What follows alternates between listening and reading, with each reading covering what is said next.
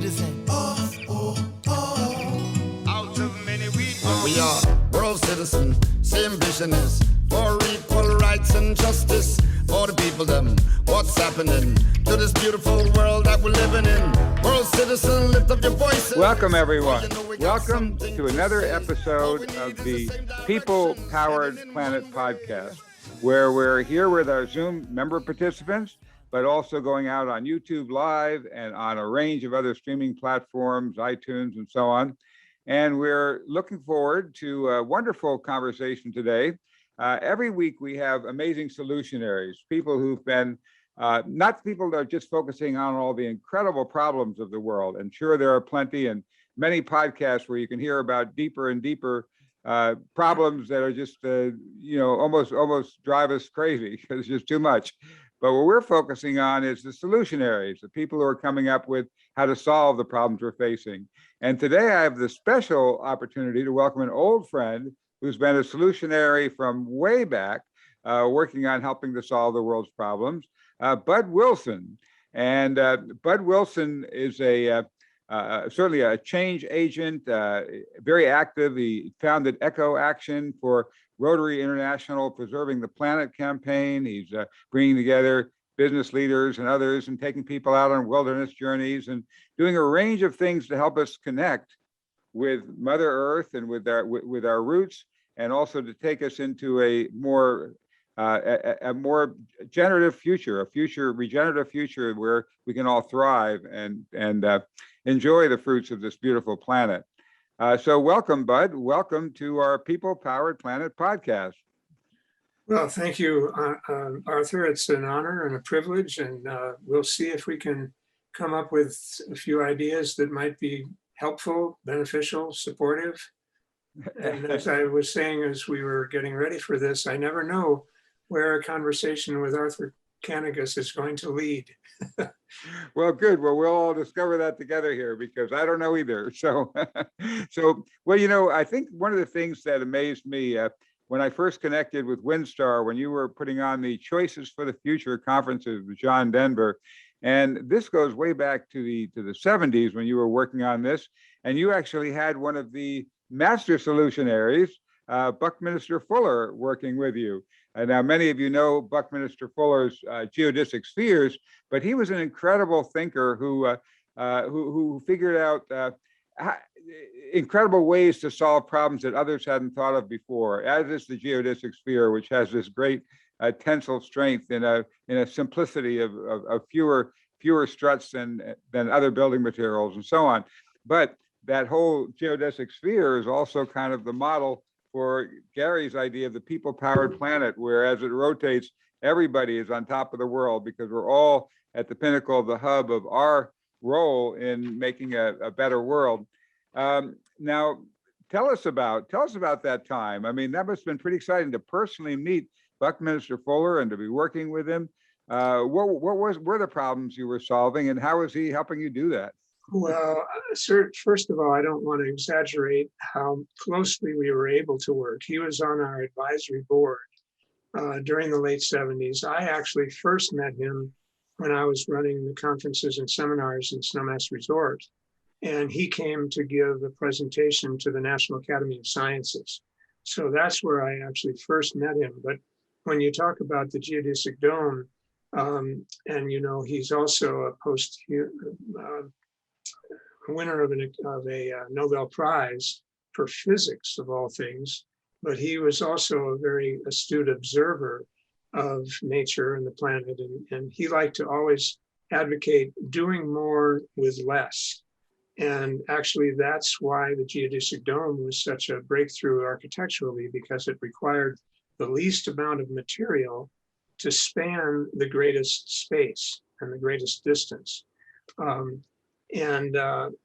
He had his book that sort of put him on the map to a great extent was The Critical Path. And so I like the fact that he got kicked out of Harvard 3 times for not applying himself. You get kicked out of what? Harvard Of University. Harvard University, three Yeah. times for not applying himself. So he was applying himself to the world, not to his Well, critics. exactly. And that's another one of the distinctions that he brought forward, which was he was in very great despair when one of his children died prematurely and early. And he literally, the story goes that he wandered out into Lake Michigan because he was, I think, living in Chicago at the time, with the intention to end his life. And that was it. He was in such deep despair and resignation about everything, including his own personal loss. And at one very bright moment and of his insight, he realized that he did not belong to himself and therefore had no right to end his life. And what he really believed in was that he belonged to the universe, and anything and everything that he created was a gift to simply give away to humanity. So I think those principles are what attracted John Denver's interest in Bucky's work. And that's why one of the early songs that John Denver wrote was What One Man Can Do. And it was truly an honoring and a tribute to the influence that Bucky Fuller had on John Denver's attitudes and beliefs and insights. Wow, I'd love to hear that song. We can look, anyone can just go ahead and look that up. And you can certainly hear that inspiring song about Bucky Fuller. And I understand he made another song about Bucky Fuller too. Yeah, because one of the other things that Bucky did that was inspiring to us at Windstar, and I guess this is in a way we were working with his ideas for the world game. And he put together a very convincing illustration of the challenges that we were facing as a species on this planet. All the data about production of energy and consumption of energy, production of food and the consumption of food. And so, but it was a design, because he was a mathematician as well, it was designed in a way that would appeal to people that had a very easy access to abstract concepts and abstract thoughts. But mostly it only really resonated most deeply with engineers and mathematicians.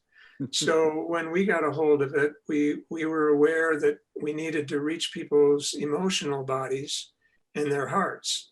And so we put together a project called The State of Our Planet. And we used his Dymaxion world map. He was just constantly inventing things because he was frustrated that we were still using the Mercator projections from the 15th century in all of our classrooms for the maps. And of course, in the United States, North America was right in the center of the map, and the rest of the world was cut off on both sides, right? So right. He created it made the things near the North Pole, like Greenland, look huge, when really they weren't. 900% distortion. So he basically decided to unpeel the Earth and made this Dymaxion, it's called the Dymaxion map. And we made one of those that filled half of a basketball court. And we brought out 100 people, each one represented 1% of the world's population. And we distributed them all around the map. And then we had calibrated lighting to show where the world was consuming the most energy. So we had bright spotlights on North America and Japan and most of Europe, and the rest of the world was in the dark. And we brought out, for food production and consumption, we brought out little French baguettes of bread, and we handed a baguette out. And in North America, each person we were representing at that time 5% of the world's population. So we had 5 people standing in the United States, and there were maybe 10 or 12 people in China and Southeast Asia, and we would hand out these baguettes. And every person in North America had about 2.5 baguettes, and there was about 1/4 of a baguette for every 3 or 4 people in Africa and in China and in those areas to illustrate somatically, and I mean, and emotionally, the data was used from the United Nations and various agencies that would collect that sort of information. And we took the data, the numbers, and made them viscerally real for people. So right, I remember that. I remember, and how much more powerful it was to actually feel and experience that kind of separation and division and see it right in the same room. It brought these abstract concepts down. So as you said, you felt them at that emotional level. That's right. And I know, I invited you. The reason that you and I met 31 years ago was that I was charged with the challenge of creating a documentary of our very first choices for the Future Symposium so that we could get it out in multimedia to people that didn't have the ability to come to Aspen, Colorado in June for a weekend to be with these luminaries and all these various presenters. And so I knew that you had produced War Without Winners, and with Paul Newman as the narrator, and you had produced The Weapons Bazaar, which was a phenomenally powerful expose of the convention that all the 3-star and 4-star generals go to place their purchase orders for the military industrial complex. And I knew you had a reputation of creating really powerful video movies and films. And so I called in, I asked for you to show up, and you did. And that was terrific with Molly. And so, you may recall, we brought in Vivian Verdon-Rowe, who had produced an Academy Award-winning film called Women for America for the World. And you were all just so generous with your experience and your knowledge, and it helped me tremendously in producing that documentary. Well, so, but that was a great time. I remember we also had one of the big luminaries of film, one of the most well-known people. Do you want to tell us about that? Well, who are you thinking of? Ted Turner? Ted Turner, yeah. Well, of course he had many, but Ted Turner was sort of like he was like he had whole networks and had a huge impact in that area. Tell us about Ted Turner coming. Well, sure. He was so energetic. He barely couldn't even keep himself in his body. Because I'll never forget, he was going back and forth on the stage when he was giving his presentation. And the one quote that came out of that I recall most powerfully was, he said, these conservatives, they're always complaining about the damn liberals, and he calls us do-gooders. And he's going back and forth behind the lectern, and he says, and I just want to know what the heck is wrong with doing good. All right. Yeah. So, which leads me actually to one more thing that I was wondering what I would share today about with you and how it might be helpful for people. And there are two things that are coming up. One is liberal and conservative. Wouldn't it be a beautiful world if we could just drop both of those terms out of our vocabulary? Because they elicit so much, both anxiety, frustration, fear, anger, you name it. They're so emotionally charged. And the other one is Republicans and Democrats. But when we talk about what inspires us to be engaged in solutions and why do we care and what's wrong with doing good and all those kinds of concepts, I came across a quote from one of my professors in college, my freshman year actually, and he had just written a book called The New Industrial State. John Kenneth Galbraith, some of you might know of him. He was a very famous economist. And then I bumped into this quote in Paul Hawkins' Blessed Unrest in the chapter called We Interrupt This empire. Wow. And if you don't mind, I didn't memorize it. I should have memorized it. No, that's fine. Go right ahead. But this will be the last time we'll talk about conservatives and liberals. And here's the quote: "The modern conservative is engaged in one of man's oldest exercises in moral philosophy. That is, the search for a superior moral justification for selfishness." Wow.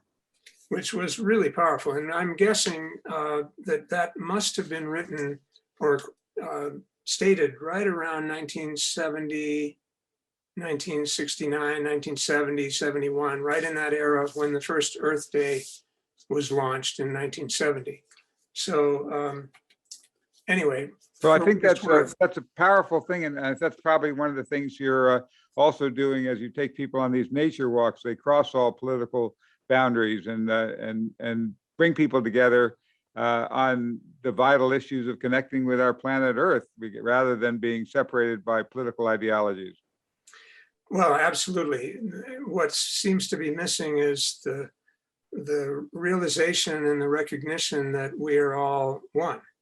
And the first allegiance that we ought to have is to the essence of all that is, the life force energy. And the life force energy is what supports every living entity on this planet.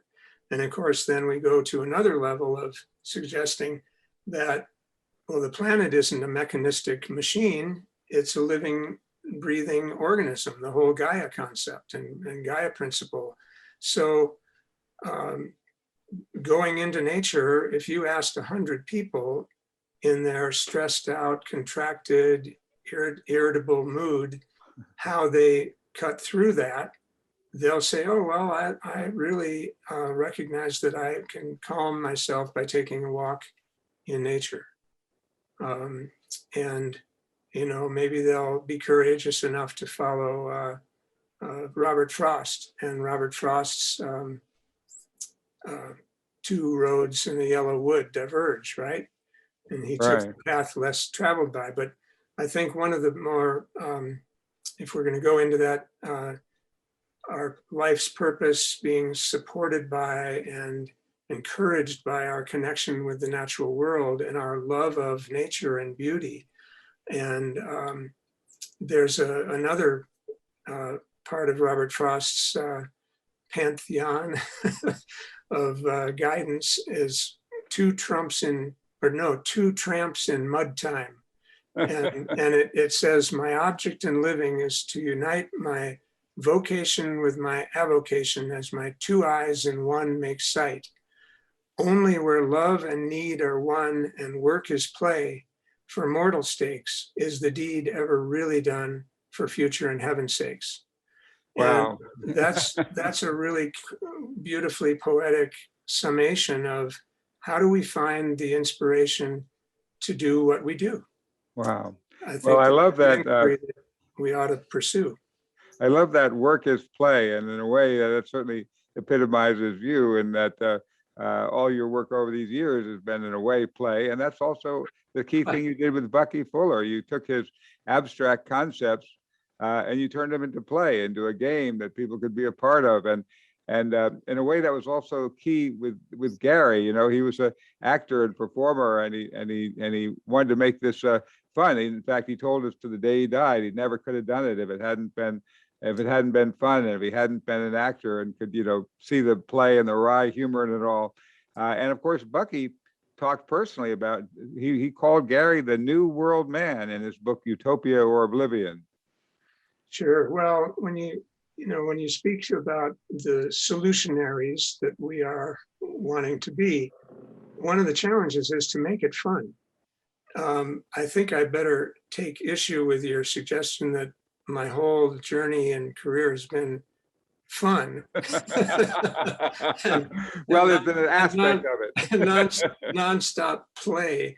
That's a little bit of an exaggeration, but right. What I will say, since you referenced back to the state of our planet one more time, you may recall also that at the time, we were really concerned about the Star Wars initiative and the Reagan administration wanting to double the cost or the price and the budget of the Pentagon and the defense, so-called Defense Department. And so what we then were doing was, and I know your theme through this whole process of, you've interviewed so many wonderful people, Joanna Macy and others, and Hazel Henderson and all these great women who have been advocating for a peaceful, more peaceful existence on the planet.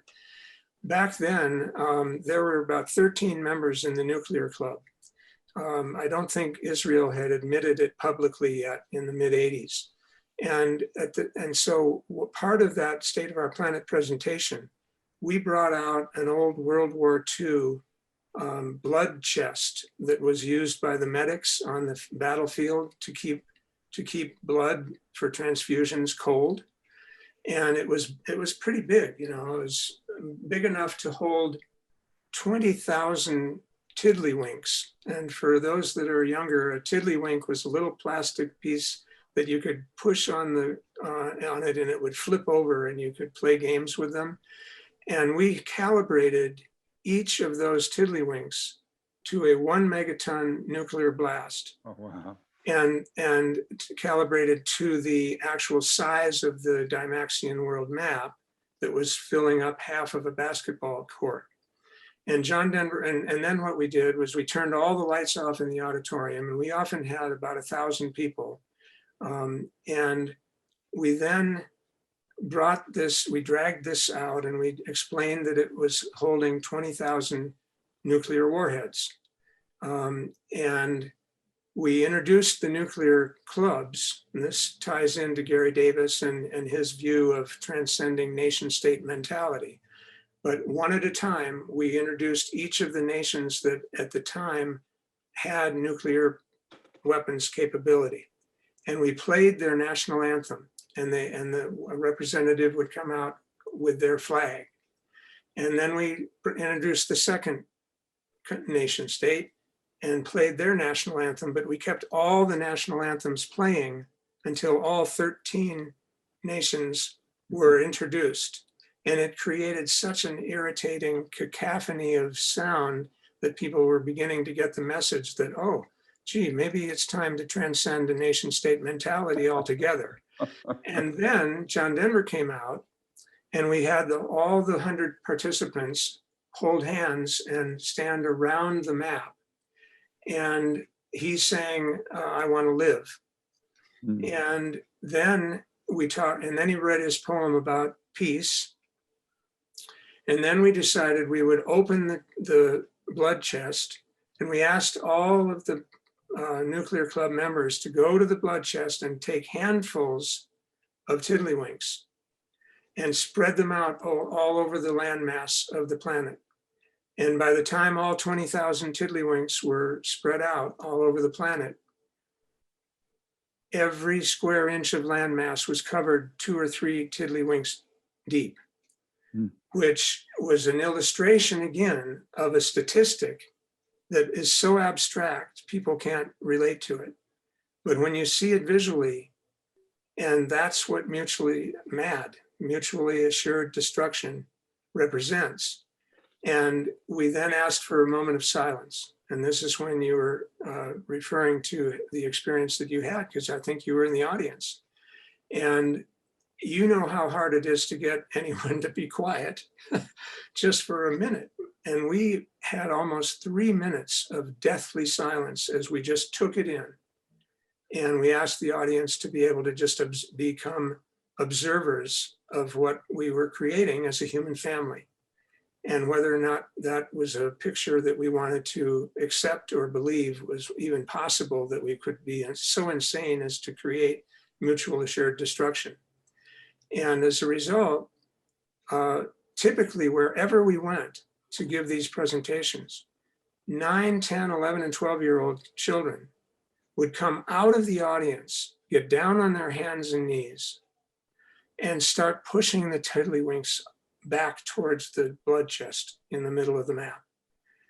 And at that point, I still get goosebumps thinking about it if I don't break out in tears, recalling how powerful that was for the rest of the audience. And you would start hearing a cough or a moan or a groan, or someone would be audibly wailing with frustration and anxiety and sadness. And then when you asked about Ted Turner and how he responded and how he was presenting it, we didn't want to leave the audience in that level of despair about it and sadness. So we brought out all the good news, which I know you are the master of good news, Arthur, and that's important as an eternal optimist and hopeful human being. So we would sprinkle little glitter, gold dust glitter on the map, where we would announce really positive things, good things that were being done, positive initiatives, and a lot of solution-oriented projects were mentioned and brought forth, as we did sweep all the tiddlywinks back in and scooped them up and put them back in the box and locked it up with locks, like John Denver's poem about Pandora's box. So those kinds of projects did require a little more than just playful fun to come up but with the design and the effort involved in moving that forward. Wow. But it's such a creative way of handling such doom and gloom statistics, and yet bring them to life, and yet at the same time giving people hope. And that is so crucial. That really is our journey. Right. Now, you mentioned that Ted Turner said something at that point about the yeah, he said, well, it's a really great thing, that we're doing this over here, and these school children out in Los Angeles are doing that, and, this and that. But then he said, he looks out at the audience and said, but all of you adults with all your experience and all the things that you've gone through in your lives, you got to get busy and do something, because we don't have much more time to mess around. Wow. And so he was very admonishing in his approach to all the folks, and then went back and he empowered his environmental advisor at the time to launch Captain Planet as a cartoon series for his CNN Turner network. And they still, I think Captain Planet is still running. In fact, I met the new executive director at a conference up in Aspen maybe 3 years ago or so. And Captain Planet has the various characters, right? Cartoon characters. Right. And one of them is Gaia as a woman representing Mother Earth. And then, of course, Captain Planet is here to save the day, like the Lone Ranger.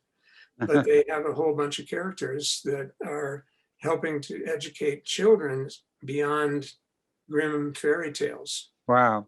Well, I remember when we were flying to and from the Choices Conference, I was on the plane with Ted Turner, and I talked with him on the plane, and I talked with him about both the Gary Davis film and our long-term project of aiming to make a film that would take kids into that positive future and give them the experience of what does it look like to actually live in a future where we humans have taken back our planet and are creating what Gary called the people-powered planet.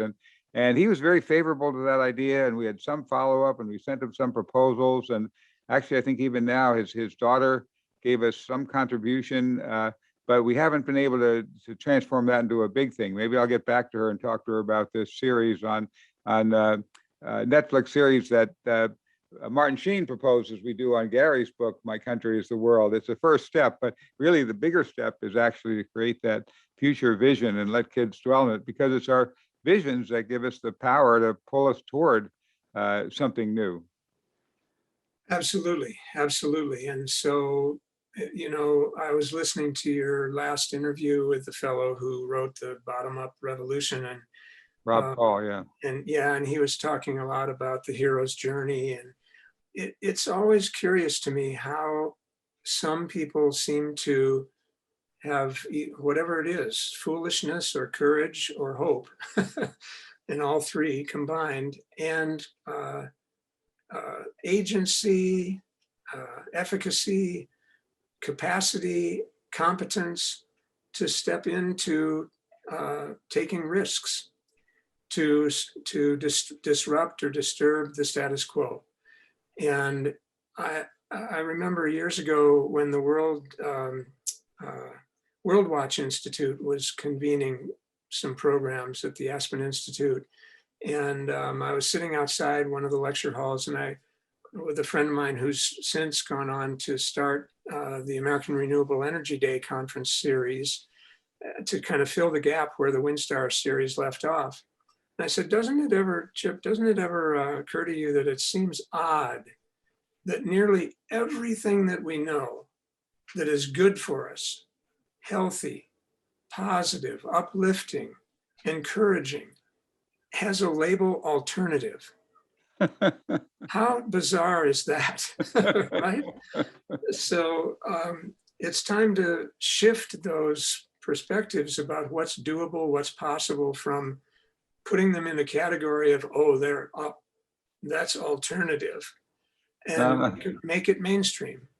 Well, I love what you said, that foolishness, courage, and determination certainly, and disruptor certainly applies to Gary and his journey to be to become world citizen #1 and to create that vision. In terms of disruption, I think you were starting to tell us more about when we first met. Some of your other impressions along that line. Well, in classic literature and our cultural heritage, the fool is actually the hero, right? Even like Desiderius Erasmus during the Renaissance wrote in praise of folly. Right. And it was a very powerful indictment of heavy-duty seriousness and the authoritarian mentality of top-down everything, right? So, in fact, we've got a history professor here at the University of Colorado, Patty Limerick, who has a great last name, and she dresses up on April Fool's Day as the fool and comes into the court as the clown and the jester, right? So I think that we need to lighten up in that regard and be more playful and have fun with these concepts of solution-oriented ways of being in the world that transcend well beyond our doldrums of being stuck and caught up in no wind in our sails. So, wow, that is so beautiful. What an inspiring place to maybe turn it to open up toward questions, because I think you really have captured the key. That the key is to be that wise fool, as Gary was, and don't worry about people think you're absolutely ridiculous and crazy and out of your mind to give up national citizenship and be world citizen #1, do all the crazy things he did. I mean, even he laughs at himself in our movie when he says, I declared a government of, by, and for the people of the world. And he kind of laughs. Who am I to do that? But what do they mean when they said we the people can create government? If it's not you and I. So he had the courage to be that wise fool. And I think that foolishness and then that determination and then make that mainstream. Why should that be the alternative? I think that's all an excellent place to maybe turn it over to some questions. But first, you bet. You bet. And I love the fact that you brought wise and fool together. I had a teacher one time who said, you know how to spell wisdom, right? And I said, well, I thought so. But he says it's spelled WHIZZDUMB.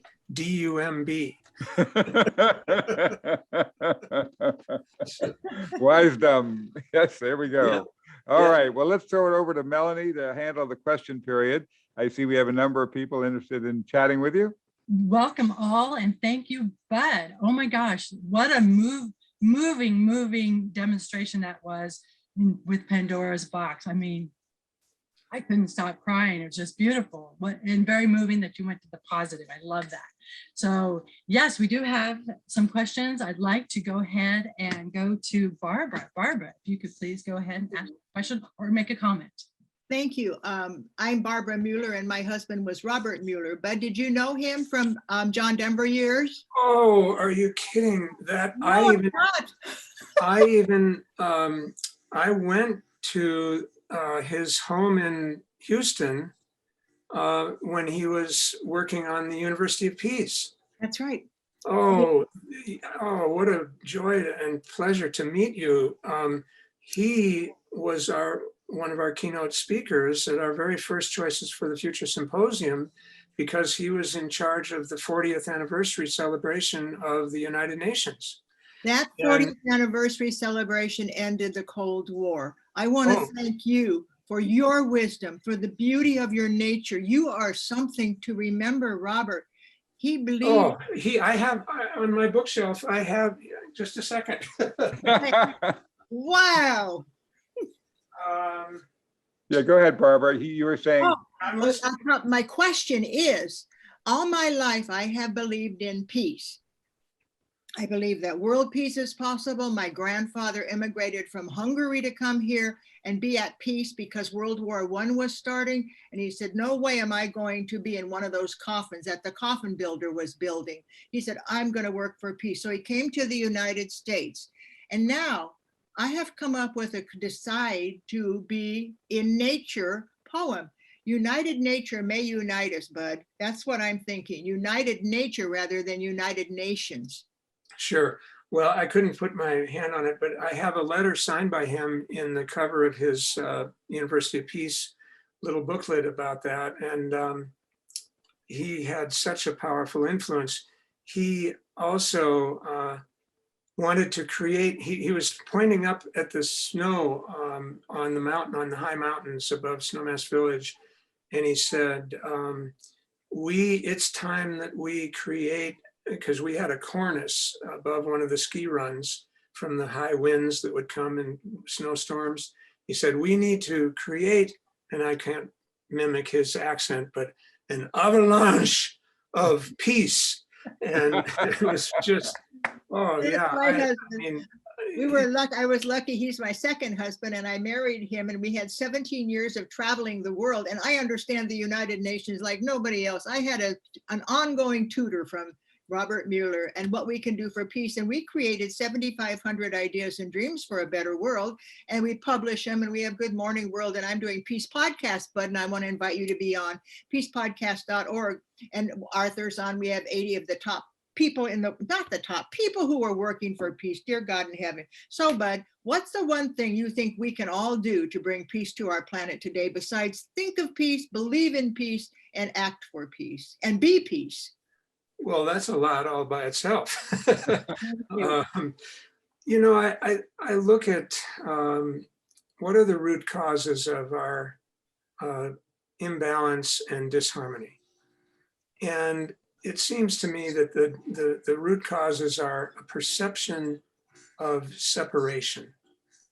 And that perception of separation combined with an attitude of superiority is a really toxic cocktail for human beings. The myth of the triumphant individual, rather than understanding that we are all living as human beings on this precious earth.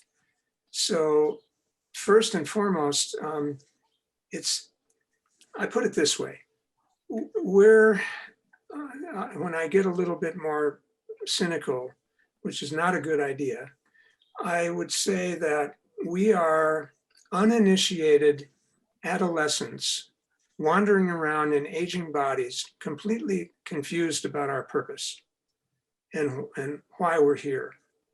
So if that's true, then how do we move beyond being uninitiated and move from an adolescent position in our development to a mature contributor to maximize our service on our journey, and recognizing the essential nature of the well-being of the whole and the well-being of the commons and the health and vitality of the life force energy that will support all of life, that goes well beyond humans. So I don't know if that was helpful, but because it's a way of being that requires initially introspection. It requires profound relaxation, being present to the moment, and then operating with an open, radiant heart. So quieting the mind, opening the heart. I'll harken back. We've been talking a lot about this event that Arthur and I brought together us, and Ram Dass was one of our presenters. And people came to him and said, "Oh, Ram Dass, it's out of control. We're in complete, utter, total chaos. The worst nightmare is upon us. We're just going down the tubes." And Ram Dass knew these people. He respected them. He trusted them. And then, in a minute later, someone would come to him, "Ram Dass, we're on the verge of the golden era. It's going to be so beautiful. It'll be beyond your most wild expectations." Oh, and Ram Dass was sitting on stage sharing this story, saying, "This confused me for so long because I knew the people that were telling me that we were in the dumps, and I knew the people that were all hopeful and optimistic and positive, and I couldn't reconcile it." And said, "It dawned on me." I said, "It didn't matter whether we were going down the tubes or we were going to the golden age, because all I could do as a human being was be of service and recognize the suffering immediately in front of me and do everything I could to relieve and alleviate the suffering, period." And that leads me to one more quick thing. And then, Melanie, I know you've got people wanting to ask a question, but I was wondering where this conversation was going to go with Arthur, because I know he's one of those adaptive generalist comprehensivists too.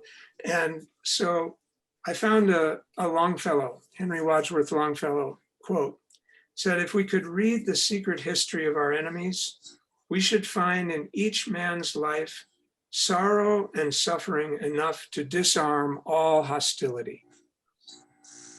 And I thought, wow, that is really sums up an invitation to empathy and compassion and acceptance and surrender to what is naturally arising moment by moment. And when we have confidence, and nature can build our confidence when we go out on a solo and we have intimate solitude and wilderness, and we are listening to more than our minds.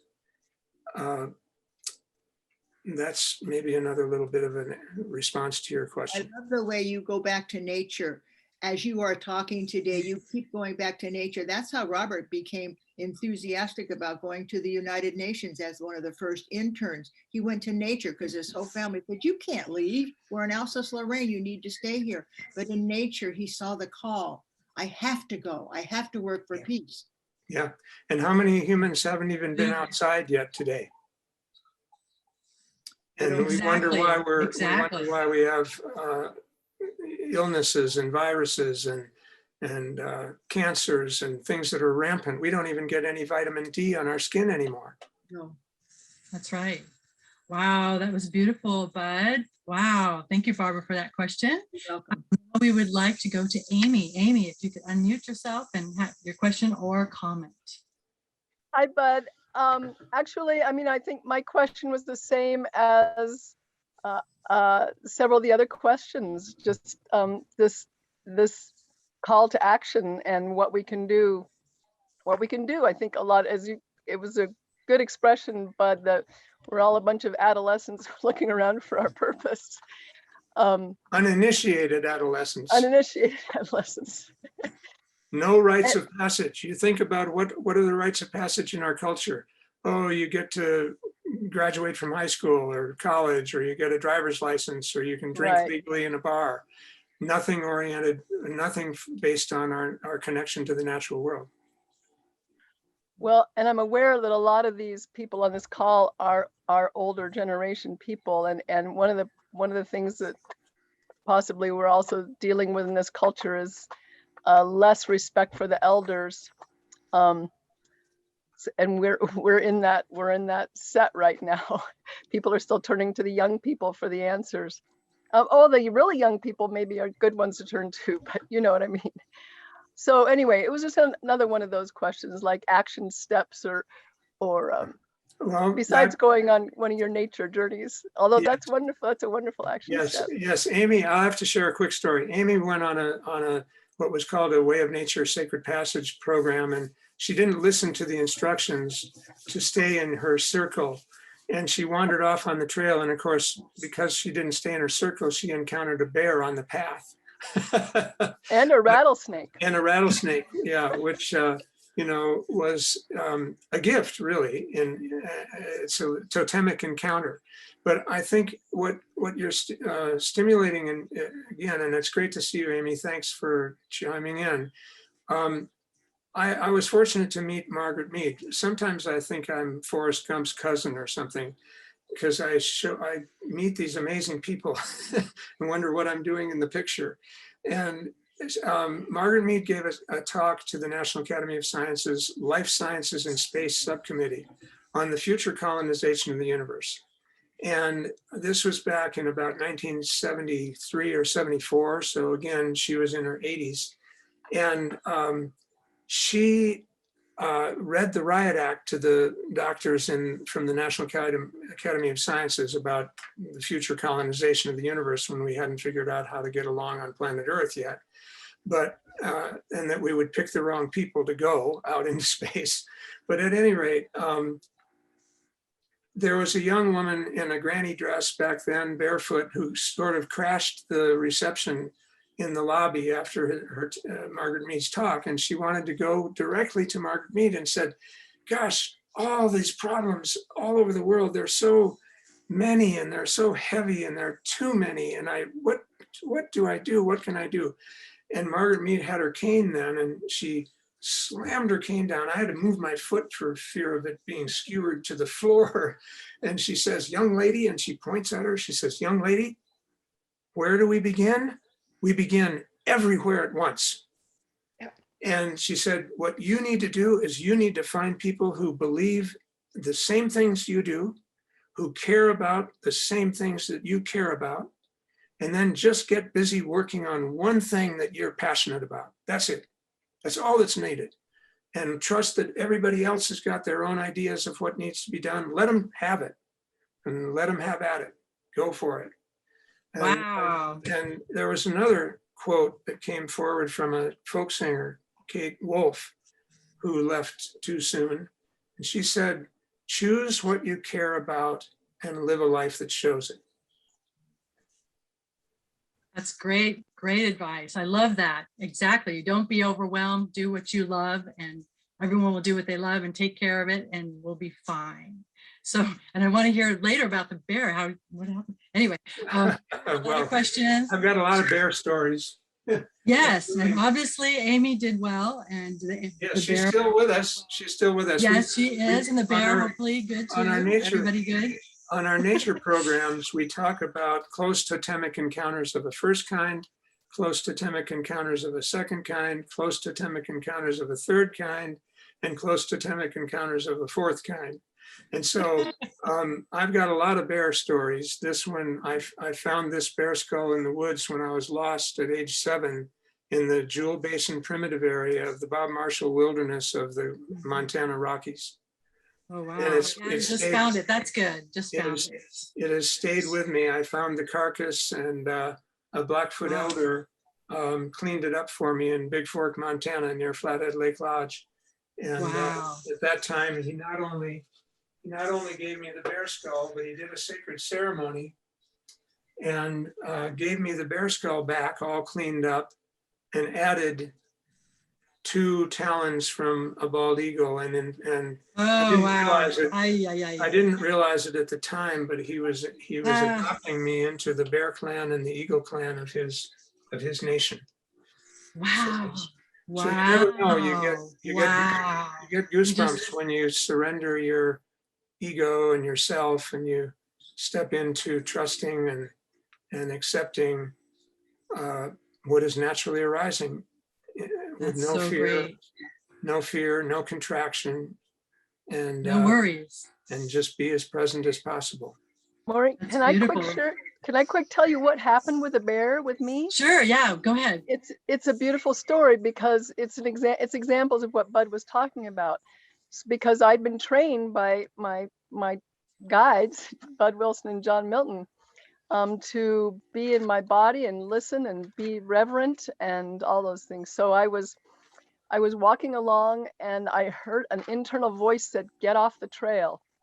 And I was like, oh, okay. So I went off the trail. I thought, well, I need to pee in the bushes anyway. So I went behind a bush as if anyone was going to see me. I went behind a bush and right when I was there, I hear this blump, blump, blump, blump, and this bear is coming, galloping down the trail that I was just on. And I just started beaming it and went, "Bless you, bear, bless you, bear, bless you, bear." My heart was pounding, of course.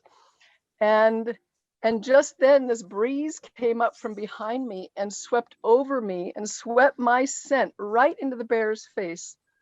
And he stopped and he went, and he got a whiff of me and he just didn't about face and went back off the other way.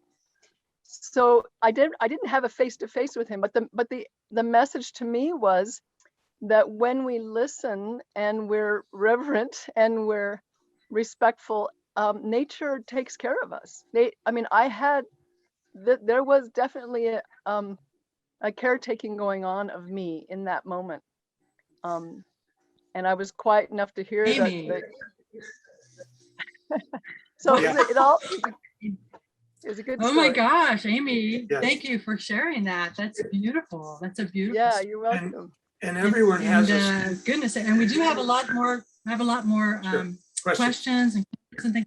I'll try to Bud, make my you said answers you could stay shorter. you could stay a little late. You could stay a little late, right? You said. Sure. Yeah, So I'm we'll go all day. Great. Okay. Why we're are we doing in good. such a We're doing hurry okay. anyway? We're present.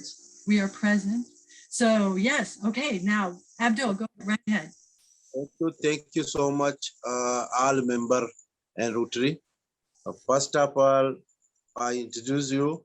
My name is Abdul Hamid. I from Pakistan, Balochistan district, Panjshir. I am a peace worker. I am a world citizen. I thankful to all member and Rotary and the world. Your thank you, sir, very, very good thank for humanity. Your work is very, very beautiful. A good way, children, human, a life, a better peace, the planet save. Your thank is very good, sir. Sir, I question to you, sir. You helping for peace program, awareness program here to helping for Pakistani people. You Do you have a peace program in Pakistan Oh, or something in Pakistan? oh, okay. Sorry. Abdul, I don't have any reach into Pakistan at all. I'm a small potato. And so I don't have a large organization, but I've been working for 30 years with the Way of Nature, and I was at one point when I wasn't being paid a sufficient amount to really be viable, I got a fancy title, and instead of an increase in my compensation, and the title was that I was the Global Director of Eco-Regional Leadership. But we never had a program in Pakistan. The closest I got was Nepal. Sir, I come to Inshallah Ta'ala American. You meet your country, sir. Your love, your country is very beautiful. Your thank is very beautiful thank. Your thank is for humanity, peace program, awareness program. Thank you, sir. Thankful to you, sir. Sure. Well, and thank you for the Thank you, Abdul. Thank you for the idea of awareness, because that's really what we do is an awareness training. We help people refine their 9 fields of perceptual awareness. And one of my other teachers always used the phrase of, our challenge is to become an astute observer of the observers we are. And that's always stuck with me. And so having awareness and being an astute observer in a relaxed state, moving into pristine presence for the moment and the now, allows us to rest with an open, radiant heart. And from that place, we're guided into taking action in a way that is positive and proactive rather than reactive. Beautiful, beautiful. And now quickly to Sala. Sala, your question or comment. Thank you. I wanted to ask how we bring Indigenous wisdom, which is on every continent on our planet, into how we vision what society should be going forward, because this is not just an individual effort. It involves creating Community. values that people to. Yeah, absolutely. So thank you That's it. for, thank you. So Mrs. Mueller, Barbara,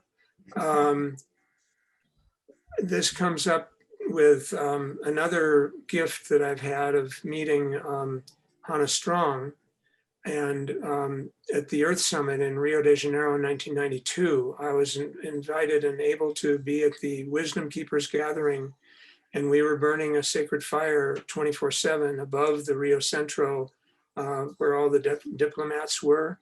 And for those of you that don't know, Maurice Strong, Hannah Strong's husband, was the first convener of the very first Earth Summit in Stockholm in 1972 from the United Nations Conference on Development and Environment.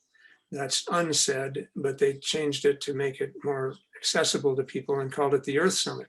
The Rio gathering was the 20-year anniversary of the first Earth Summit in Stockholm. And that brought forth the,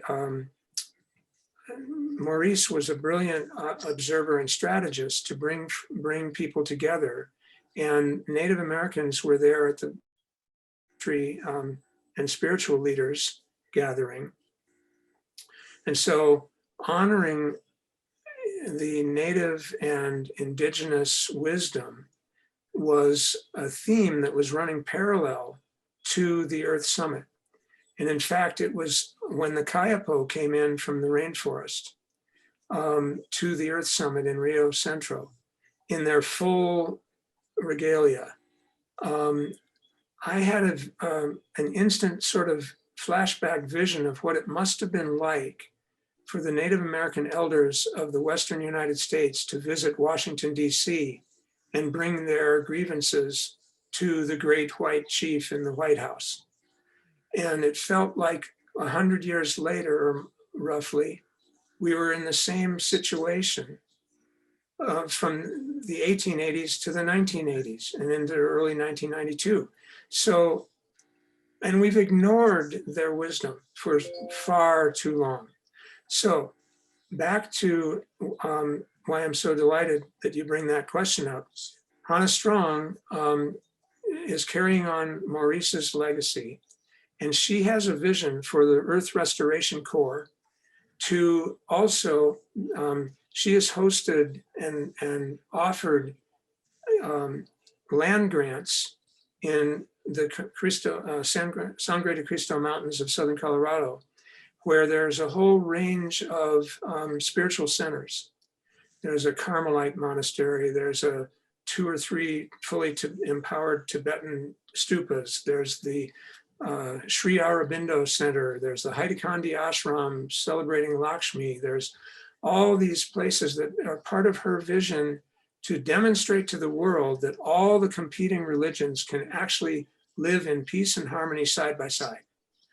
And one of her additional desires, she has 2 parcels of land remaining, and she wants one of them to be devoted and dedicated to an Indigenous United Nations, to bring all of the members of the Indigenous tribal organizations from all over the world to have a place to share their insight, their wisdom. And let me share one other, well, I don't want to cut people off if they have burning questions, but I think this is relevant and perhaps important. While we were sitting at the sacred fire overlooking Rio Centro in Rio de Janeiro. Manitou Manitou is it translates to peace in one of the Algonquin languages, I believe. And a young fellow from that, the Algonquin in Canada, in the Canadian Rockies, was there. And he said, do you mind if I share a prophecy of my family, of my heritage and my tribal community? And we said, of course, this would be fantastic. And he said, well, we had a prophecy that was given to us eons and eons before beginningless time. And it's been carried down to this day. And it was when a certain thing happened, it would trigger us to bring forth all of our native elders' wisdom and share it in all directions on Turtle Island with all of the other indigenous people. And that was when the eagle speaks from the moon. And they were his elders were listening on shortwave radio in 1969 when the first words came from the lunar lander, which said the eagle has landed. And that was his elders took that as the fulfillment of their prophecy. And their prophecy said, it is now time to gather all of our wisdom, all of our medicine, and share it with all the rest in the world. Now, at the same time that was happening, Marcos Terena, who was an indigenous in the Brazilian rainforest, had a vision with his mother and said, we are going to invite this karaoke village, and we're going to send out an invitation to all the elders to come to our village near Rio de Janeiro and gather so we can share our wisdom. And it was spectacularly coincidental and synchronistic. Synchronicity is basically the language of the sacred. And coming together with that awareness of their incredible legacy of their prophecies, to realize that there's so much magic happening in the great mystery that most of us have been conditioned out of.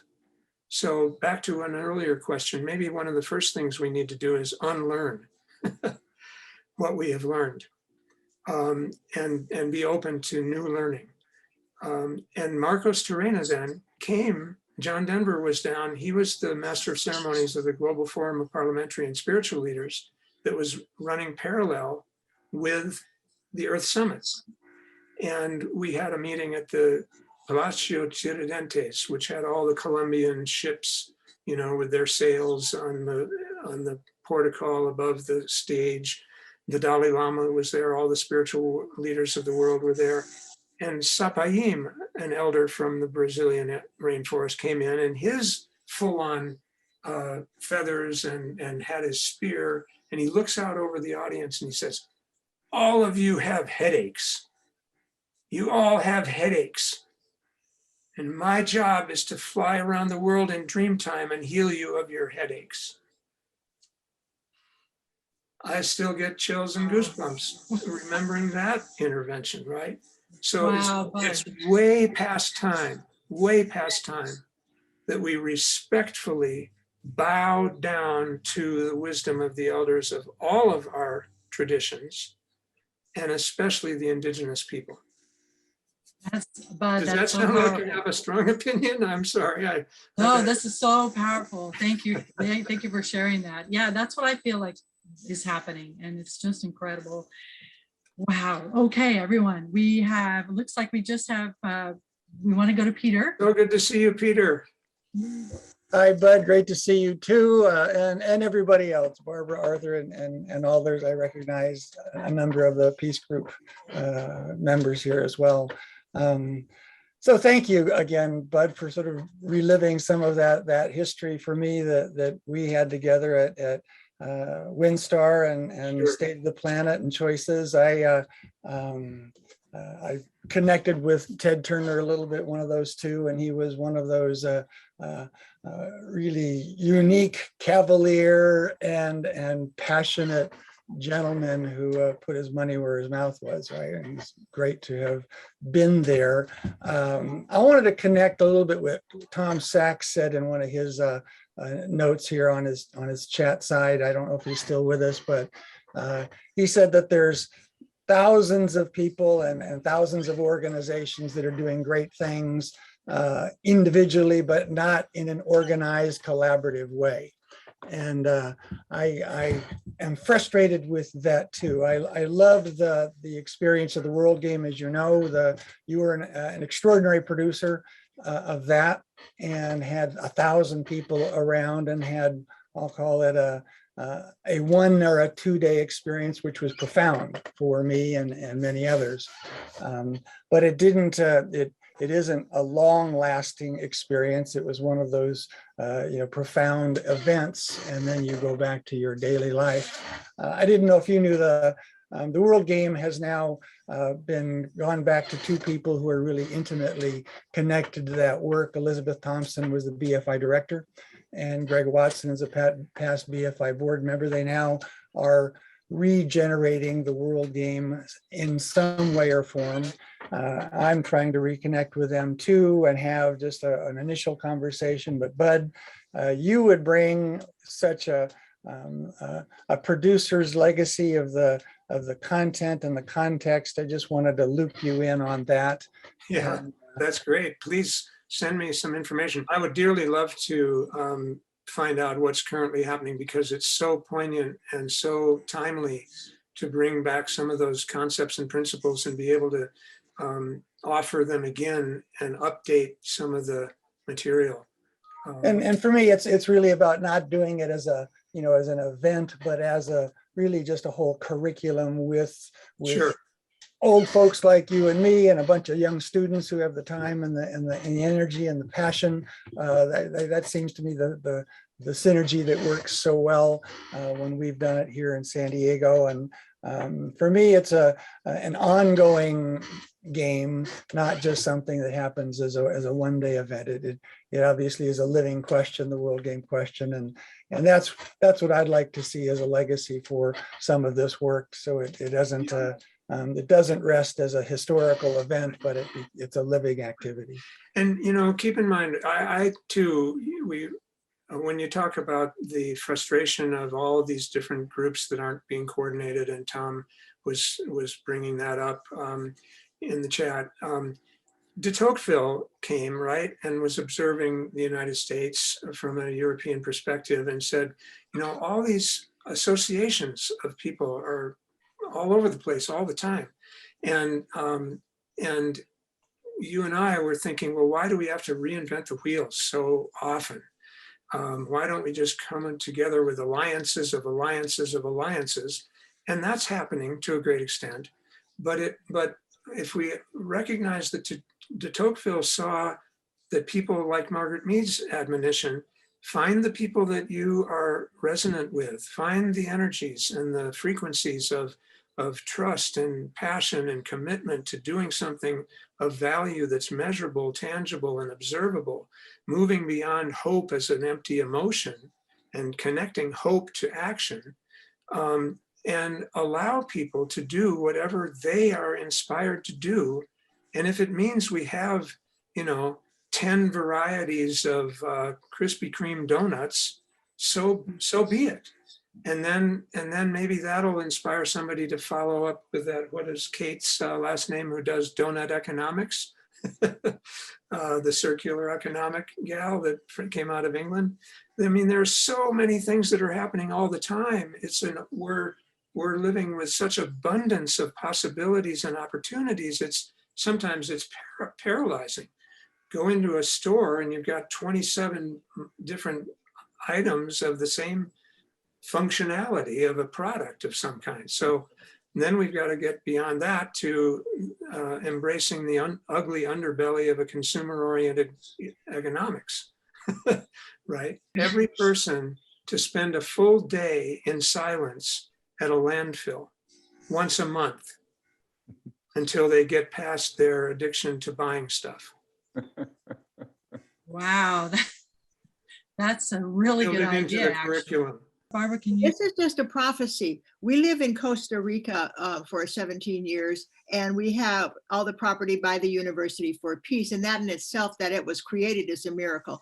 But the prophecy on our land, and what kept me on this indigenous land in a cabin that would have been a barn here, not even as good as a barn, because we had nothing that we could really count on. It was an old cabin. But anyway, the prophecy was, from this land, peace shall go to the entire world. And Sure. that is a prophecy that I am trying to have fulfilled. Over on indigenous land, we have the pilafs that the Indians bathed in once a year for their meetings. And these 500 hectares are there to be kept in this original state without anything on them. And then someday we'll bring the people together. And next year is Robert's 100th birthday, March 11th, 2023. And we're putting together a celebration in Costa Rica on this land. One other real quick thing on prophecies. Padmasambhava, who was an enlightened Buddha, and some 800 years ago or so, said that the Buddhist principles would flourish in the land of the red man when the iron bird flies. And Wow. so when you think about how and we can be so angry about how the Chinese Cultural Revolution devastated the monasteries of Tibet and invaded and killed off so many of their elders and destroyed their places of worship and temples and all. That was in 1949. And the world looked the other way at that genocide. But in fact, it was a gift in many ways of proliferating the teachings of compassion. The current Dalai Lama is considered the reincarnation of the Bodhisattva of compassion. The Chenrezig and Avalokiteshvara is in that whole lineage. And his whole reason for being here is to teach all of us about compassion. And here, an 800-year-old prophecy suggested that many of his teachings would arrive on this land of the red man. It's mystery. I love that line from Shakespeare in Love, the movie, where the producer goes, "I don't know, it's a mystery." Ed, we could go on forever. You are so amazing. You are so interesting. You are so full of information. This has been a real joy, a real pleasure to have you here on our podcast. And now I'd like to go ahead and send it back to Arthur. And Arthur would like to read something from Merle. Merle Lefkoff had to leave to go get ready for her talk to COP26. So important she's doing that talk. But she left a message. She said, "What you do is the most important thing now. We have been separated so long from Mother Earth. When the elites go into nature for a while, they often wake up." I'm in Santa Fe, and Ted Turner is the biggest landowner in New Mexico. Why not ask him to fund the new non-nuclear future movement? It only comes from the grassroots, especially our young people who understand that the idea of global warming is an existential threat. And they need to know that this new generation of nukes that are being built now at Los Alamos, where Merle was a guest scientist, that this is, an incredible new threat to humanity, this new arms race with Russia and with China. And so she's talking about how important it is to get your work out. And that also ties right into that grassroots to, I'm glad that Peter mentioned Tom's comment, and Tom had said that, that yes, there's all these different movements, but we need organization, collaboration, and synergy from real worldwide organizations collaborating in the synergy. So yeah. I think this has been a great synergy. There's synergy coming together. I love what you said. The chills went down my back when you mentioned the eagle has landed, and that's the perfect coming together of this ancient wisdom that's in the very roots of all of us, with that technological feat of reaching the moon coming together. The eagle has landed. Yeah. Well, this has been a very, very special opportunity, and we're so pleased to have you here, Bud, and so pleased that everyone joined us. How can people follow up with you? It's about all of us unlocking the prison of self-importance and just surrendering to being able to. It's amazing how few people we're so disconnected from the natural world that fear of going out into nature is paramount. And so one of the biggest challenges for me is to help reassure people that they will not be eaten by a bear or mauled by a tiger or whatever, right? And because we've just all these grim fairy tales of how the big bad wolf is going to get us has really done a number on our consciousness and our mentality. So I'm delighted to do private programs for small groups of people, wherever and whenever. It's like the old business card that Paladin had, have gun, will travel, from the old TV show. I have teachings, will share. Okay, I have experiences, will share. And I've got plenty of bear stories. On the first night of my 28-day solo, as part of my training, a bear ate 3 of my 4 food bags to get my attention. So yeah, anyway, yeah, so to be continued, right? Onward, inward, with courage and curiosity. And is there a URL? Deepnaturejourneys.com. It's not immediately up to date. My last program was in the spring in the Canyonlands of Utah. It's harder and harder to find enough land that isn't overrun by tourists or ATVs or,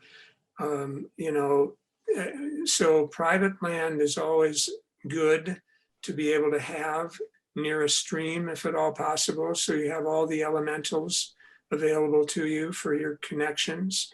And you don't get people traipsing through your solo site. And we spend 2 or 3 days of awareness training to give people a lot of practices that they can use when they're out on their solo time. So that is, and then people have a buddy. So they're, hi Lynn, have a buddy system for their safety. And we go through all that, and you can either go out for 3 nights and 4 days of alone time. I call it intimate solitude in wilderness. And then, but the optimum time is about a 6-night, 7-day solo, because it takes most people in our contracted and distracted culture at least 3 full days to just begin to touch the surface of authentic and genuine relaxation. And without relaxation, you don't make very much progress on this path of awakening and liberation, because you've got to be entirely relaxed to be able to be fully present, to allow the heart, the alchemy of those 2 qualities of relaxation and presence, to allow the heart to open. And once you have an open heart, you can get, there's a danger in that, you can get stuck in bliss. And so we have another practice and principle of cutting through to clarity, and allowing that breeze, like Amy was mentioning, that awakens you so much as a leaf brushing against your skin can give you that aha moment of cutting through to greater clarity. And a lot of these specific practices were gifted to me by John Milton and his work. Who he was one of the very first ecologists ever on staff at the White House, all the way back to Nixon's era, and wrote the National Environmental Policy Act as one of his projects as a deep ecologist, which was remarkable. So we're all just, doing our best. We bring in the teachings that we've been receiving. We have multiple gifts and stories to share with others, and start sharing them, and have fun with the adventure and the journey to maximize your service. Wow. Beautiful, beautiful, and powerful lessons for all of us, including me. I need to learn that deep relaxation. I need that deep time in the wilderness. All right. Well, thank you so much, Bud, for being with us and for a remarkable time. I want to remind everybody that next week we have a very, very special guest, and at an unusual time. And that is that it's Stan the Man Turnbull. Stan is incredible. He is, we've all been talking about the economic system and how it's pushing us in the wrong direction, and the crumbling and the problems. He's a real expert on the alternatives, on on the new economy, new ways to govern. Gary Davis himself picked him as his coordinator of his commission on economics. Well, economics, I had a breakfast meeting with David Suzuki. Oh, good. And David Suzuki said, Bud, the way we practice current economics is basically an advanced form of insanity. And by that, he said, it is insane to even allow the concept of externalities on a balance sheet, that we must account for the effluence of all of our endeavors and all of our activity. And there's no way that any sane person could allow an economic system to get by with writing off as externalities on a balance sheet of the value of your work. So, and then I had, we need to get into systems transformation, the transformation of systems. I didn't even get to the Theory U work of Otto Scharmer and the Presencing Institute at MIT. So that could be a whole nother topic of. Well, definitely. Let's do a topic on systems change, because I had a very interesting talk with David Suzuki. He was at a pretty, we met in Vancouver. We had a World Ecology Conference and other things. Anyway, he said to me, Arthur, I'm afraid it's really too late. We're past the tipping point, and we're headed for doom. I mean, it's really hopeless at this point.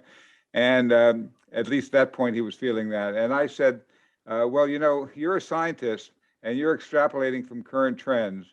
And as a scientist doing that extrapolation, you're 100% right. That is where it's going. But I said, I'm a movie maker, and I know that in the movie, that just when things get roughest and they look the worst, and there's one avalanche and more, and it seems totally hopeless, and there's absolutely no way the character can get out, just then a hero comes along that saves the day, and I ask, and solves it. And I asked that same question of Leonardo DiCaprio. You see it in the movie, and I say the same thing, that who's the hero who's going to save us? And DiCaprio says, the hero is all of us. And he goes on to give a beautiful talk about how every one of us in each way, we're the new hero. And we were talking about the destructiveness of that old single hero's journey, who's the one man who saves the day and saves the girl and all that. And the new hero is all of us arising.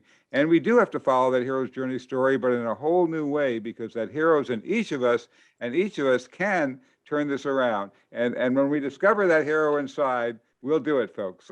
Arthur, that gives me goosebumps as well, in terms of David Wilcox is a phenomenal singer-songwriter. He has a song that begins with, you say you see no hope. You say you see no reason to believe that the world will ever change. You're saying hope is foolish to believe. And then he goes on with a lyric that says, love will show the way. And you're sitting on the edge of your seat, and it's about the hero is going to come too late, but love will show the way. And so if anybody likes music, go to YouTube and say, David Wilcox, Show the Way, and you'll hear the lyrics of a profound message in that song that is totally aligned with what you just said. Love will show the way. That's why I fell in love with Robert. That's why I fell in love with the world. And I think if we could all fall in love with the world, we'd have peace. That's the only way we're going to have peace. We have to think of us as an earth and fall in love with what we were given, the paradise we were given. Because when you love the earth, you can't harm it. And you can't harm your fellow people, right, Bud? Yeah, well, that's another. Jean-Michel Cousteau came to our first symposium because we were giving the award, the Windstar Award, to his father. And he basically said, people protect what they love, period. And we have fallen out of love with our very source of existence. And that's why we need to go back into nature. Absolutely. For a very, the map is the territory, is part of the territory. And the map of a few principles and a few practices while you're out there, you come to a whole new orientation to what even you think nature is. It shifts, and it's constantly changing. Gary wrote another book called Dear World, and it's a love letter to the world. His first book, of course, was My Country is the World, but he wrote a total of 11 other books, powerful books you can get a hold of by going to our website, but then click on the passport link and you'll get over to the World Service Authority. They list all the books. It's a love letter to the world, and that is exactly what it is about. It is about loving our planet, our world, our fellow human beings. I've always said that people thought that Jesus's prescription to love our enemies, that was like weakness. No, that is the powerful force. That's so much more powerful. It's the only way that you can vanquish an enemy. Love them, and then there's no longer an enemy. So let's do it, folks. Love can lead the way. And thank you for being a part of our podcast. Oh, I see Molly just got on. I think she had a quick comment for Bud. Did you have a comment, I Molly? just wanted to say hi, Bud. Great to see you. Oh, Molly, hi. Great to see Yeah. you as well. I still have such great fond memories of you guys. And Arthur, you know, your cousin, I think, was in Santa Fe when I was visiting you one time, and we met at a coffee shop, and he shared with me the fact that a Lakota elder had just given him a medicine bag that had a hummingbird wing in it. I was about to go guide a group of teenagers on a rite of passage, deep nature journey experience. And one of the young girls was 16, and only a month prior to her coming on my program, she had made her third attempt at suicide. Oh. And I wasn't even sure I was competent enough to have her on the program for who knows. I mean, so she goes out, she comes back in, and in our sharing circle, we passed the talking stick, and she passed, you know, because I don't force anyone to share any of their experiences if they don't want to. And she was a 16-year-old and with her peers, and she didn't want to share any of her experiences. So she passed about 2 or 3 times when the stick came around. And then finally, she accepted it because one of the kids said, oh, well, something must have happened. And she said, oh, yeah, well, you know what? It was a little strange because the first day when I was just sitting, a hummingbird came and hovered right in front of my heart. And then the next day, it came back and another hummingbird joined it and hovered right behind my heart. And your cousin, I think it was your cousin, Arthur, had told me that in the indigenous traditions, hummingbirds come to you and they will hover wherever you have an energetic blockage. Oh. And they spin out the energetic blockage and they spin in joy. Oh. And I almost came to tears when this young 16-year-old was sharing the fact that 3 days in a row, 2 hummingbirds came to her and hovered, one in front of her heart and one behind her heart, to awaken her self-love and self-appreciation and gratitude and caring. And it was spectacular. So that's why I was going to wear my hummingbird hat to honor that story that came to me and the Lakota elders. And what happens for people on their solo time is truly transformational. Wow, thank you for sharing that. I'll ask my cousin to watch the replay. That's Bob Cannigas, who did the Bullyproof program and so on. Yeah. So great, excellent. Yeah. So Molly, anything else? No, just great to hear you and see you still doing your thing. I love it. Well, come visit in Colorado, and I know Arthur's has extended an invitation, but believe me, I have such fond memories of our 31 years of knowing one another. It's pretty wild. If you're looking for pristine wilderness to bring people down where there's no ATVs, no interference, no airplanes flying over, bring them down here to Baja. We've got great wildernesses, wide open, undisturbed. Thank you, everybody. Thank you for being a part of this. Such fun, we can't let go. Thank you, everyone, so much for joining us for another episode of the People Powered Planet podcast. World citizen, lift up your voices. Oh, you know we got something to say. All we need is the same directions, heading in one way. Thank you for watching. Please subscribe to our channel and like this video.